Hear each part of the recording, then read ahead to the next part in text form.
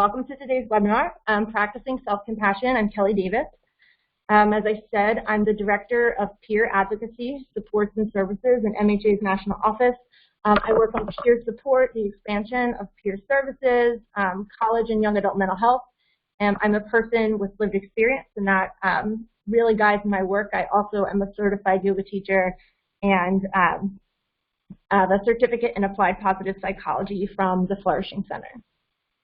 So today we're going to talk about the science behind why we're so hard on ourselves, the research behind self-compassion, and self-compassion tools to practice and share with those you support.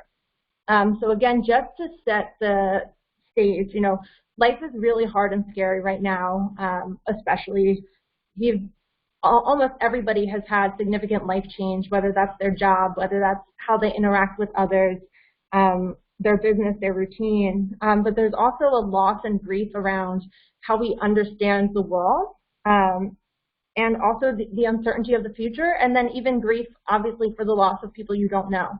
But this information that we're going to talk about today can be used to support ourselves and others. So many of the folks who usually come on to MHA's webinars work as mental health professionals or work in the mental health field. And I think this information is incredibly important, but I think also for ourselves, I always encourage experiential learning and trying things out and using them before and while you teach them to others. So hopefully, I'm going to talk about this at an individual level, and hopefully you find it useful for yourself and for the people that you serve. So we are, experiencing a lot of ongoing uncertainty and change. So this is one of my favorite tweets that I keep saying to myself and anybody who I talk to. For folks who are continuing to work from home, you're not working from home, you're at your home during a crisis trying to work. But we may, despite all that has changed, the way we treat and talk to ourselves may have not. We might typically have intense standards for ourselves. We might be perfectionists. And we might be expecting ourselves to move in and through the world in the exact same way that we were prior to what has changed in the world. So, we might expect the same levels of outcome, of outputs. We might expect ourselves to be able to fulfill all of our roles in the ways that we had prior to a lot of the change that we've been dealing with. And we might not feel like we can do the same in our work, be the same for the people around us, or just show up in the world in the way that we may have previously. And, this is not just applicable right now, but, as our lives change. But we might be beating ourselves up for this too. So even if we weren't perfectionists before, we might be really mean to ourselves about the change in how we feel and how we act and what we're doing. And also just want to call out uncertainty and change around concerns about basic needs. So the economic and fundamental threats people are experiencing are also really scary and stressful. And I think that being energized and activated towards activism and collective community action is really important. And those are useful. Those are the anger is really useful, but I think when it's internalized, and we, explain what's happening negatively in the world and take that as something that's wrong with us, can be really debilitating or just harmful. And for folks who have lost their jobs, in the U.S. in particularly, self-worth and identity, and our identities are often so tied to work and productivity that we might also feel like it says something about us as opposed to what's happening in the world. And this really aligns with what we know about the brain. So your brain has a natural negativity bias because its main goal is to help you stay alive. So it's not. Your brain is not prioritized making you feel good. Its evolutionary design is to help you avoid danger and search for threat. And danger is always there, but right now it's more pervasive and at a different level. So it makes sense that this part of our brain would be highly activated, and actually evolutionarily makes a lot of sense, right? That we would look for and anticipate threat so that we can support ourselves and take action to survive.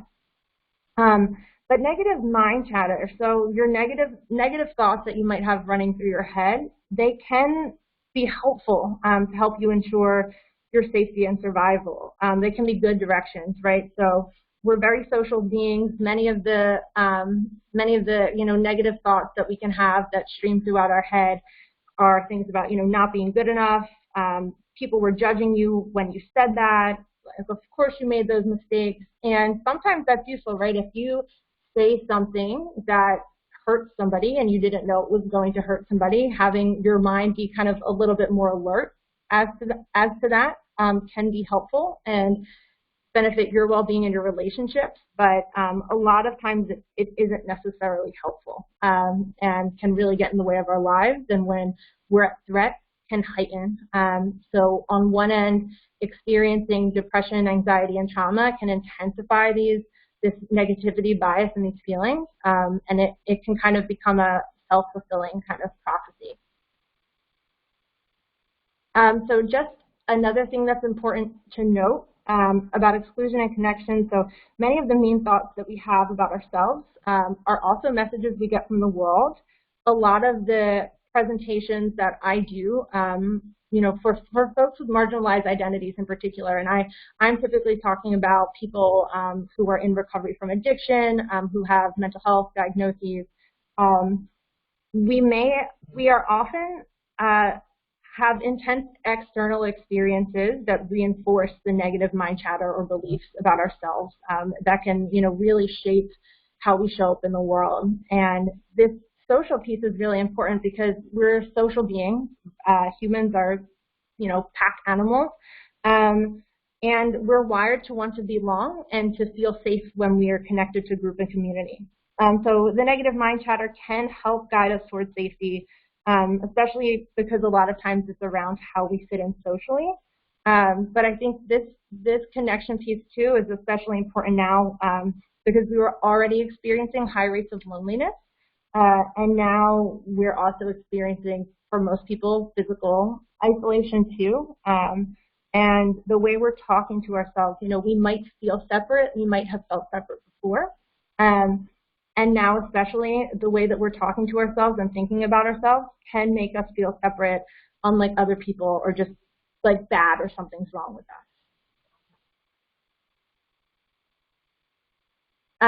So the impact. So when we adopt labels and negative self-talk, it can contribute to our own social exclusion and loneliness. So I like to make the distinction between guilt and shame. So guilt is a healthy emotion. Guilt is your body's feedback, your emotional feedback that said, I did something I shouldn't do. I didn't do something I should do. And it could be useful in helping you do something different, apologize, take a different action. But shame is really this sense that can be built up from a lot of guilt, but not being who we think we should be. Shame is more about there's something wrong with me and not I did something wrong. So when we adopt to the negative views that are projected on us by others, or when we kind of have these repeated intense beliefs and experiences where we are not living up to this kind of ideal or typical activity or way of engaging with the world, we open ourselves up to feelings of shame. And feelings of shame can increase your likelihood of developing depression. It increases your experiences of self-criticism or negative self-talk. And when you have obviously increased self-criticism and self-talk, negative self-talk, your self-compassion decreases. And this can create kind of a self-fulfilling prophecy or cycle. So lack of self-compassion can contribute to feelings of shame, and those can result in self-destructive behavior. So that could be lashing out, it could be isolating, it could be using drugs or alcohol, a lot of different things, but it then kind of spirals and builds, and what we believe becomes what we see, and then it further imprints that, this is the way I am and this is how I feel about myself. So the awesome news that we know from neuroscience is that we can rewire our brain. So There's definitely cultural things that we need to address to make people feel more included generally, but also right now too, making sure people have access to opportunities to feel meaningfully engaged with the world and their communities, to feel a sense of belonging, to make sure that they have their basic needs met. So there's definitely a larger cultural component. But in terms of how you feel about yourself, you can consciously practice self-compassion over time, consciously practice being less harsh on yourself over time to a point where it becomes automatic. So for example, the example I like to use is if you imagine you are in a field with like overrun grass and you take a bike and every day you ride your bike through the same path on the field. Eventually it will become like an imprinted pathway. And your bike will just automatically hook in and go that way. So when we've done something repeatedly over time, the same thing happens with our brain. So if we want to change it, just like if we want to take another path in that field, it requires some training and some active change over time. And it can be difficult. But also just wanted to note what we know about the brain as well is that noticing kindness in the moment improves our present and future. So we'll talk about this a little bit more as I go more into what self-compassion is and how you can use it. But experiencing positive emotions creates upward spirals, what it's called in positive psychology. So engaging in positive emotions and kindness promotes openness that can lead to more good feelings and creativity and give you better options for next steps, even if your options don't feel great or they aren't the best ones that you might have been looking for. Negative thinking, although it is useful to some degree, causes us to hyper focus and kind of go down a rabbit hole. So even trying to engage and build more positive emotions into our lives can help us feel like there are more opportunities and kind of work in the reverse of that chart of that cycle that we just looked at. And just to say this, doing any change, just like recovery, anything with your well-being, anything as a human is a work in process. So right now, especially, we have, it's an intense time to try to do something different. But we do have many opportunities to support ourselves in this topic. It won't always go as we hoped, and mistakes can sometimes feel like all is lost. If we don't do the thing over and over again, we can feel like, oh, why did I try? But it's really typical for folks to struggle when making any kind of change at all. So self-compassion in particular. So self-compassion, I don't know why it's skipping forward. So self-compassion, basically, as a concept in psychology, one of the major researchers, her name is Kristen Neff, and she says, self-compassion involves acting the same way toward yourself when you are having a difficult time, fail, or notice something you don't like about yourself. Instead of just ignoring your pain with a stiff upper lip mentality, you can stop and tell yourself, this is really difficult right now. How can I support myself in this moment? And self-compassion is built into, there's three kind of key components. The first is treating yourself with kindness. The second is sharing a common humanity, and the third is building mindfulness. So treating yourself with kindness. Saying that many of us have heard many times is we want to respond to ourselves the way that we would to a friend or a stranger when things are hard, when we might be making judgments about ourselves. You think about, if you heard your friend, would you talk to your friend the way that you talk to yourself? It's one of the phrases that people use a lot. But self-compassion and treating yourself with kindness really requires you extending the same courtesy to yourself that you would to another person. And this means allowing yourself to be imperfect and make mistakes because it's, that's just everybody is and everybody does. The third part is actively comforting ourselves. So just like you would talk to another person, you wouldn't just say, oh, don't feel that. You would, not say, just get over it, just let it go, but you would witness somebody, and you would validate them, and you would be supportive. You wouldn't just say, oh, you know, you feel this bad thing, get over it, but you would really make an active effort to kind of comfort them and support them in the ways that they needed in that moment. And the final piece is knowing and being responsive to your own needs. Particularly right now, these may have changed, and you might still be figuring them out. You can, you know, and it's important to be responsive, like to keep an open awareness to how your own needs have changed, but also to be able to share that with others, because treating yourself with kindness can also come with putting up boundaries around, you know, what you can do at this time, and just having that be okay. Just like if, you know, somebody you knew was having a hard time and they had to say no to something, you wouldn't say, oh, you know, you shouldn't do that. You would say, this is what you need and this is how you are right now, and that's okay. So building a common humanity. So this is really big right now and more obvious right now, and it might be easier to feel this because people are more openly processing and expressing their distress. So other people are living through this, and so are we. But the kind of key components to building a common humanity are just the acknowledgement that all humans are imperfect. You know, humans aren't perfect, right? It's normal, it's typical, it's part of the deal to feel pain and distress. And by you feeling bad, by you feeling hurt, by you feeling pain, or making a mistake, or not doing something that in the way that you used to do it, or maybe you would best do it, you're not alone, but you're attached to a broader community of humanity who has shared experience of struggle. And the last piece is loving kindness meditation.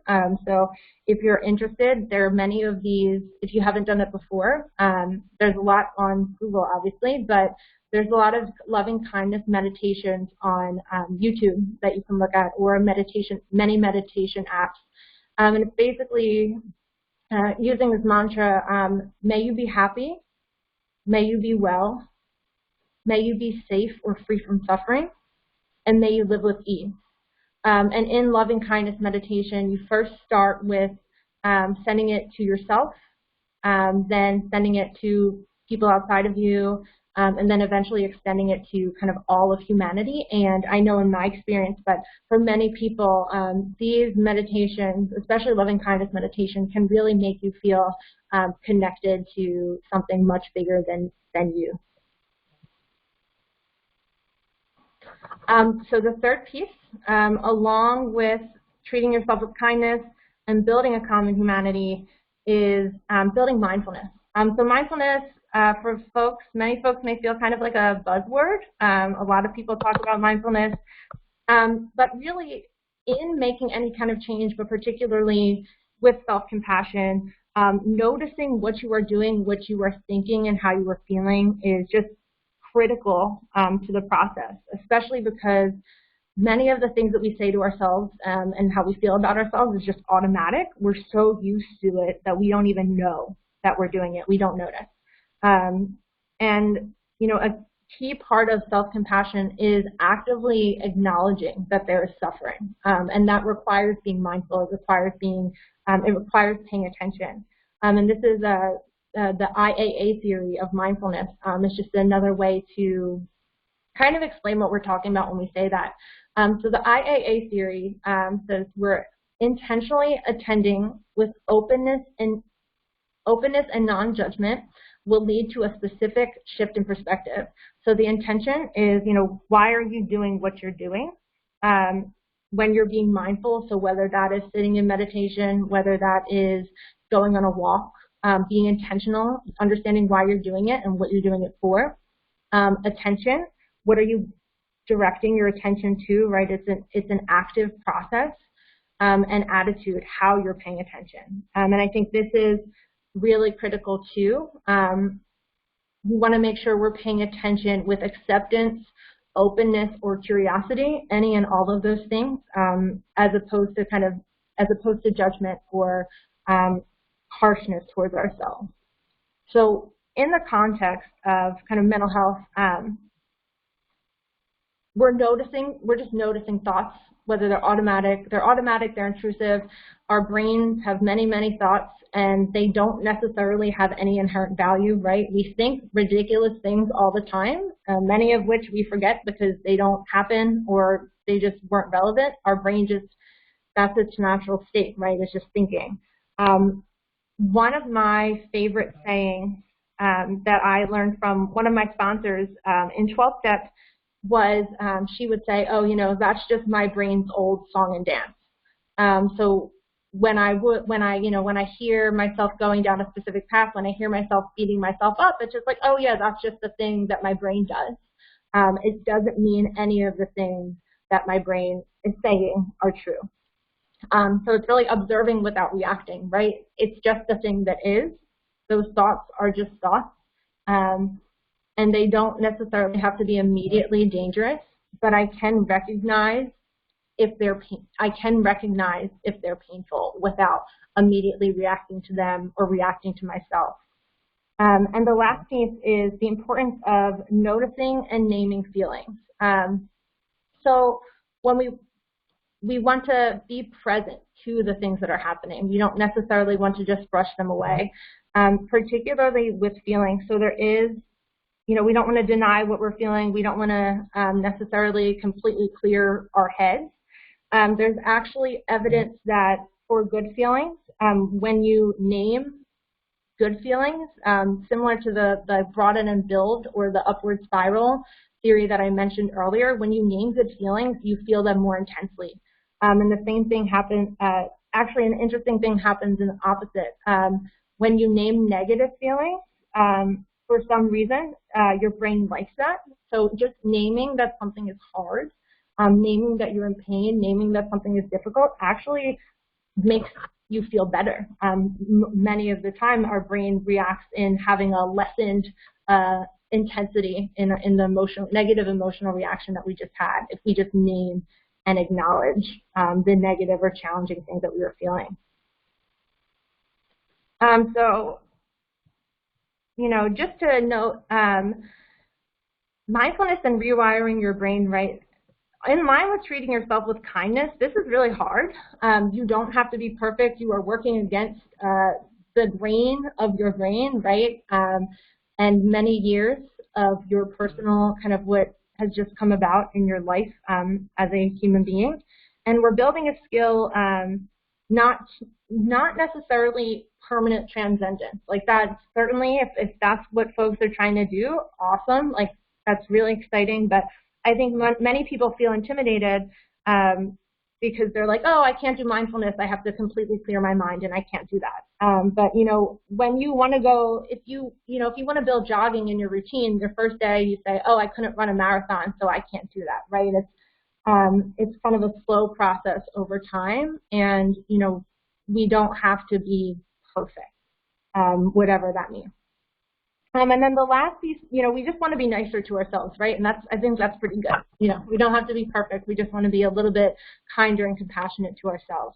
And then the last piece is that judgment is still valuable. Again, I think when I talk to people about mindfulness, a lot of people think that it's, you know, you're kind of just completely balanced out. I think judgment, you know, is always important. We have to make decisions. We have to decide, I want to eat that, I don't want to eat that. But it's just mindfulness can help us be less reactive and more supportive of our well-being than if we were kind of just going full throttle. So it's not necessarily that we want to be completely free of any judgment. It's just we want to be healthier about the way that we're looking at the world, but really also the way that we're looking at ourselves.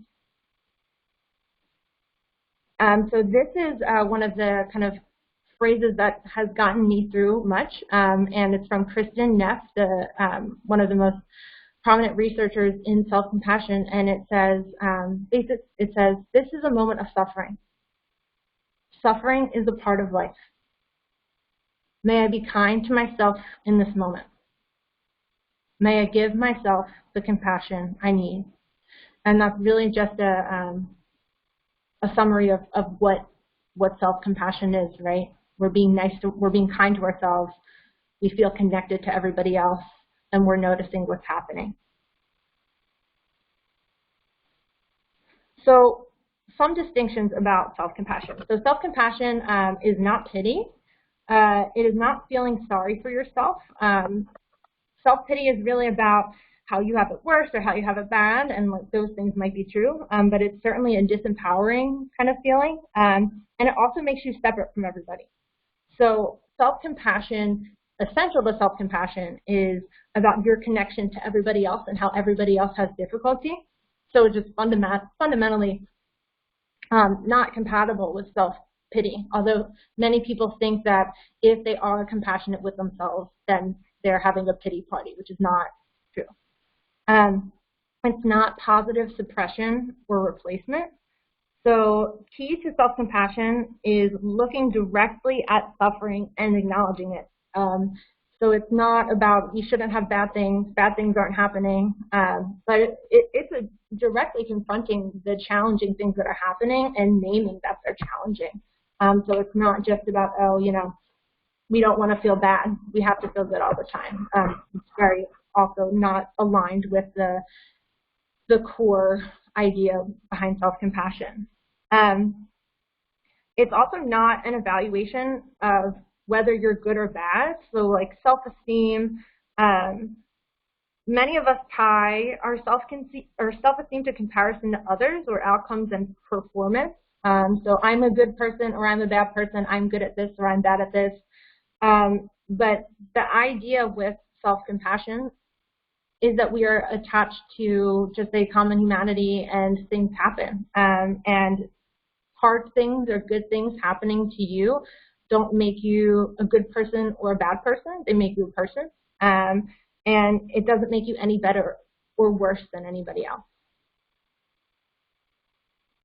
This is a really big one that I hear a lot of, especially from people who consider themselves high achieving, is that if I am not extremely hard on myself, I won't be as good. I won't be as achievement oriented. I won't be as successful. I won't be able to contribute as much. And actually, the research does not support that.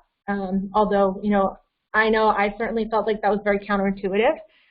But for people who have higher rates of self-compassion, they're actually they're more open to constructive feedback because their identity and sense of their self is not tied to whether or not they make mistakes. They're more in what they're doing for the activity again than for what it says about them as a person. And this idea, these beliefs, this self-compassion, makes people more likely to change for the better. It makes them more likely to try harder to learn because, again, they're not afraid, or they're less afraid or less judgmental of themselves around making mistakes.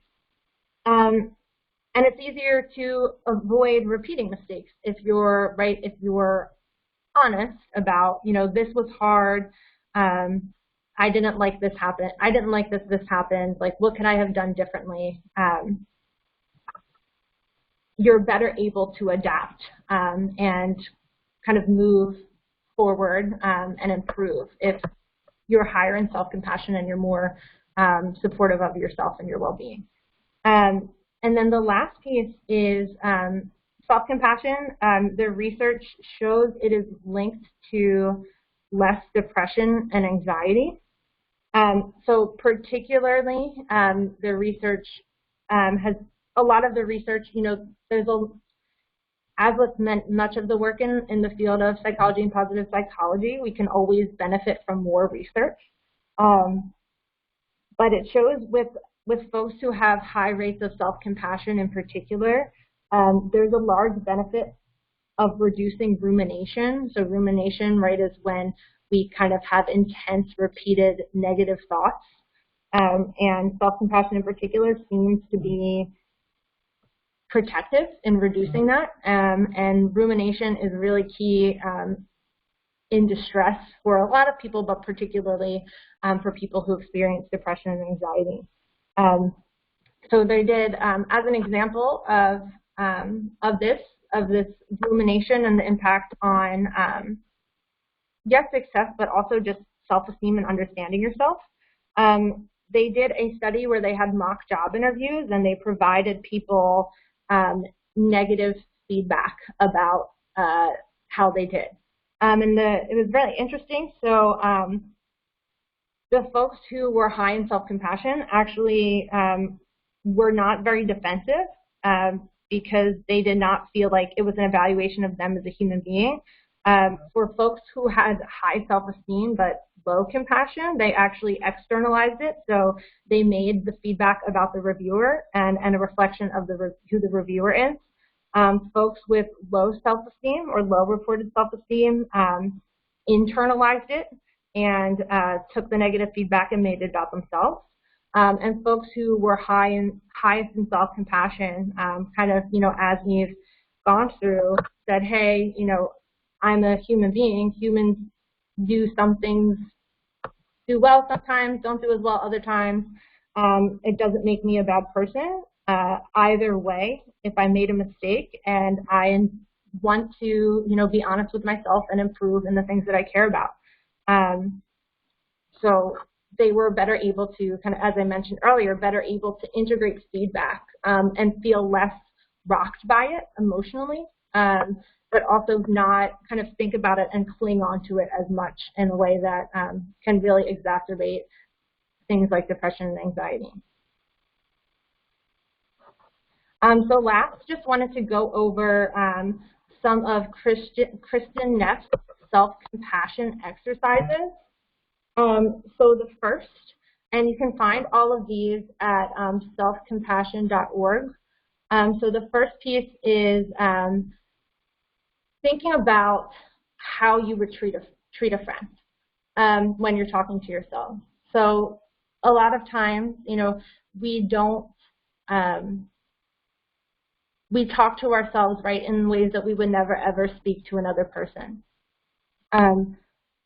So this first piece is really about making sure that the things that you say to yourself, being mindful, paying attention to the things that you're saying to yourself, especially when you're having a hard time, when you feel like you've made a mistake, or when you're, struggling in any other way, thinking about, okay, let me pause and say, how would I talk to a friend who was feeling like this, or who was thinking like this, or who kind of was repeating these ideas to themselves.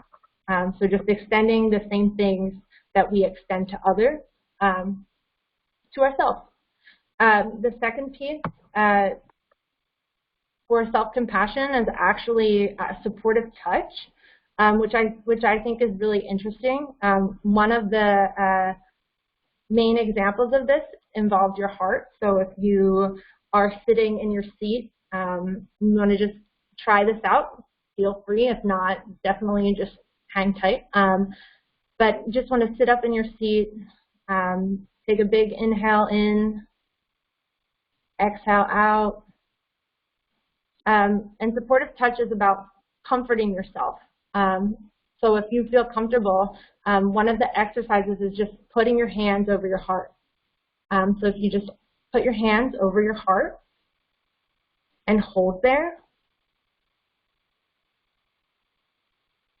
and breathe through that. That's another exercise that has been shown to increase self-compassion. I think what's really interesting about that one in particular is that people tend to kind of do that automatically when they're in pain, kind of reaching towards their heart. So, if you are struggling and just want to send love to yourself, whether that's just kind thoughts or, we talked about earlier, the loving kindness meditation, may I be happy, may I be healthy, may I be free of suffering, may I live with ease, and just holding your heart, it really does increase your sense of well-being and your sense of self-compassion and kindness towards yourself. Another option for self-compassion is writing. So there's different kind of writing prompts that you can use, that you can find, that you can use from her website as well. But really want to sit with kind of the things that are causing us suffering and distress. So that's, key is really leaning in and looking at what's hard and what's not working and what's challenging, whether that's something that you're looking to, whether that's something that you did, whether that's something that, you know, you're still trying to figure out, taking some time to write about which, quote, imperfections about what that you feel is an imperfection, what do you feel upset about yourself, like what is bothering you, and write a letter to yourself from an unconditionally loving friend. And so I think this is a really powerful exercise, especially when you're really stuck on certain feelings, is to say, okay, how would I, not only, you know, not just how would I talk to somebody, but really sitting in and writing down, you know, how, from a place of unconditional love and support, how would I talk to somebody else who was stuck on this or who was, you know, hammering themselves on this topic? And that can be a really great way to feel, just really physically and emotionally feel the compassion for yourself. And the last piece is self-compassion break.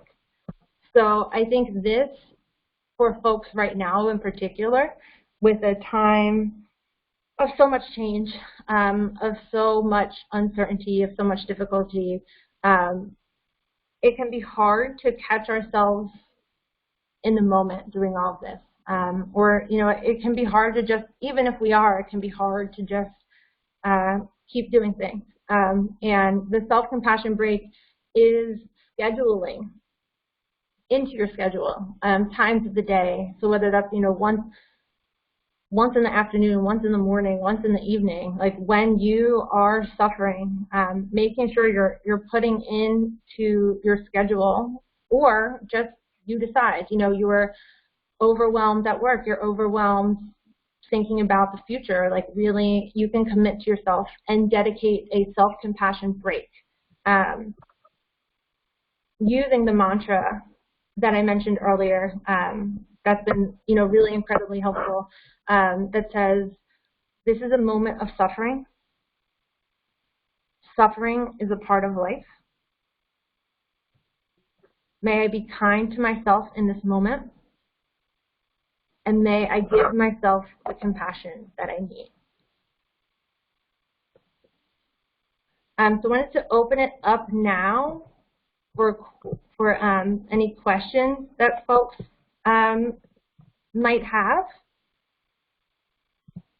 So you can see on the screen, so my name's Kelly, obviously I said it. My name's Kelly Davis, that's my email address. And I mentioned before, all of these tools, this information, including all the links and relevant materials, will be listed on MHA's website. But also happy to take the next about 10 minutes to answer any questions that folks might have. And, you know, really appreciate you all taking the time and being compassionate towards me in navigating our technical difficulties. But I'll hold some space here. If anybody has any questions, feel free to put them in the chat box and I will answer them. And if you're more comfortable shooting me an email at kdavis@mhanational.org, definitely do that as well.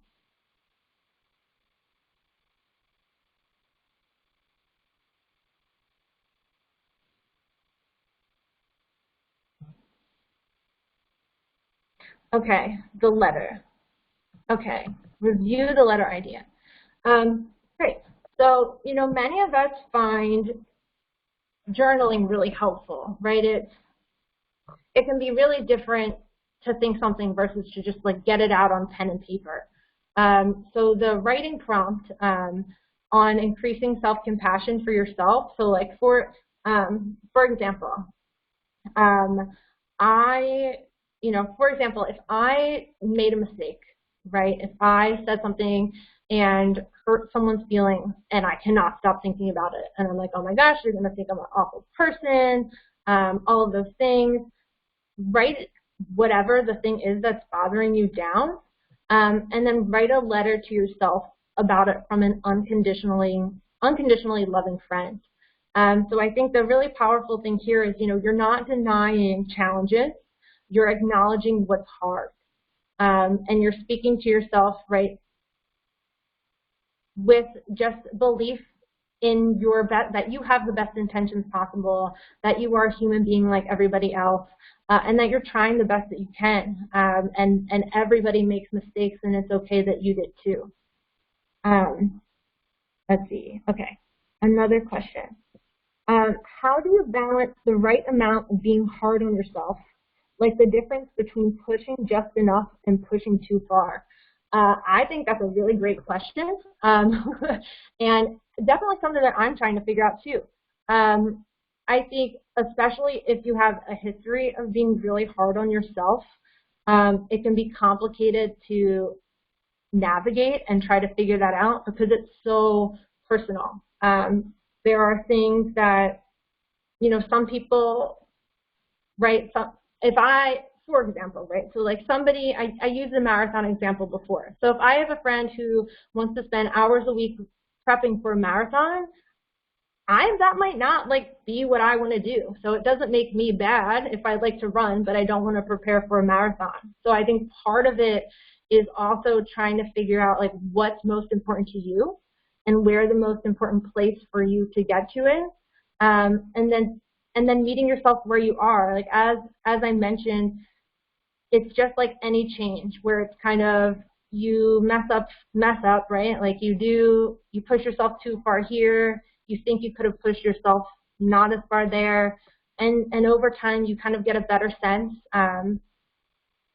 You can get a better sense of where you want to go, but you can also get a better sense of what feels good for you, and your body, and your mind, and your emotions, and your spirituality, and all of the different components of your well-being.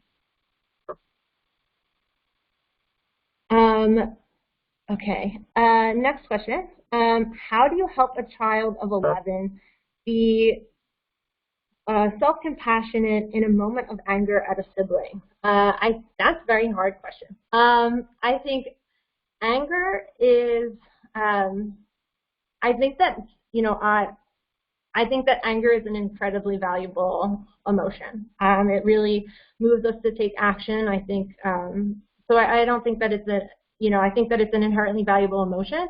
Obviously, anger, in a moment of anger at a sibling, I think it's different when you're younger because I think the older you get, the more, or when you're that young, you kind of see people at their not best when they're struggling, and you get more exposure to people. You know, people are where they are on certain days and at certain periods, and that's okay.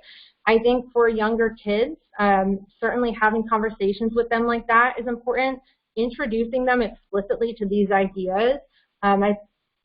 Growing up, I think many of us feel like our mistakes or, things that are different about us are bad, and nobody else is like that, and nobody else will understand. So I think even sharing these ideas, and also, pointing out stories of people that who've dealt with challenges, or media, like if there's books or cartoon characters or whoever, like media where they can see, oh, people make mistakes sometimes and it's okay, and I can try to do better next time. Okay, let's see. Okay, next question is, can you briefly review the difference between self-pity and self-compassion again? Yes. So self-pity, really kind of self-pity, or when we're feeling bad or when we're feeling sorry for ourselves, right? So some of the common things might be that, oh, we made a mistake, but then the self-pity piece, right, is what piles on after that, which is like assigning blame to either ourselves or to other people, right? So like I feel bad, something's bad with me, something's bad about other people, and I'm separate. And it's just not with self-compassion, right? So then you kind of get stuck there because you're like, I feel bad, I'm different, I did something bad, or other people are bad. So I just, I feel kind of immobilized. And the more I think about it and the more I go down kind of that rabbit hole, the more stuck I can get there. Self-compassion, on the other hand, would be something bad happened, something I didn't want to happen happened. Like, this is a thing that is happening. I'm acknowledging that I'm acknowledging that it happened. It felt painful. A lot of people have challenging things that happen to them that feel painful, and it's okay. So I think that one of the really important distinctions is that connection to other people, because self-compassion is really about feeling like, messing up, having hard times is just, for whatever reason, part of the deal of being a human being, and that's okay. Versus self-pity is kind of the very definitive, I'm bad, this is bad, people are bad. Next question. Okay. How can you practice self-compassion when dealing with self-harm urges or actions? So, I would say that I think it's a similar process. I mentioned earlier, I wanted to keep this one very general, but definitely also most of the time when I present on things like this, they're explicitly for other people who identify in recovery, whether that's whatever they identify as being in, whether that's substance abuse, whether that's a mental health condition, mental health challenge, or trauma. So I think that there's a lot of shame around specific things for folks who fall into that camp. But there are a lot of people who, that's the coping mechanism that they're using, and it's definitely not the healthiest, definitely not the most sustainable. Just like for me, drinking heavily was what I used, or I'm in recovery from anorexia and bulimia. Those things are things that I use to get through pain, and there's so many other people who use things that we're told make us bad or different to get through real pain that we're having. And I think reframing it as that is oh, I'm noticing, I have an urge to self-harm, I have an urge to drink, I have an urge to purge, and say, okay, this is painful for me. And there's a lot of other people who either feel this pain or who struggle with this process, and that's okay. And it doesn't make me bad, and I can be nice to myself right now, because what I know from when I think about how other people deal with things is that they have these feelings when they're in pain, and there's nothing wrong with being a human being who experiences pain. That's part of what we all do to a different degree. Okay, so we have about a few minutes left. If anybody has any other questions.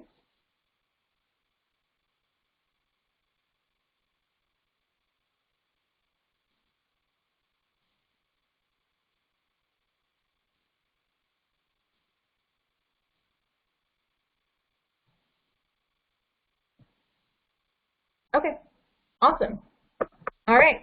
Well, then we're about done. As I mentioned, the recording and yes, so we will. So we've been doing a series, as I mentioned at the beginning. In the past couple of weeks, we've done some webinars on. We typically do monthly webinars, but with everything that's happening, have really decided to offer a lot more. So some really great ones that we've done recently that have been really popular are wellness routines in uncertain times. So how to support yourself and your routines when things are really hard. We did one on supporting yourself and supporting others, which was a lot of folks attended. So you can find those on our website under an archived webinar section. But we'll also be doing, at least for the next couple weeks, multiple webinars every week, and we'll continue to do them regularly. So I think coming up, we have one on gaming and mental health. We have one on writing and mental health, and then we have some that are more nonprofit oriented. So one on, at least scheduled, one on supporting nonprofit business models during everything that's happening right now, and then also one about turning your in-person conferences online. So we have a lot of different things coming up. If you found out about this through MHA, we put it. You can see we put all the announcements through our social media, but we also email our mailing list if you want to sign up. We've been announcing them a few days beforehand, but that's where you will get notified of everything that's coming up and how to register, and then how to find recordings and slides after they're done.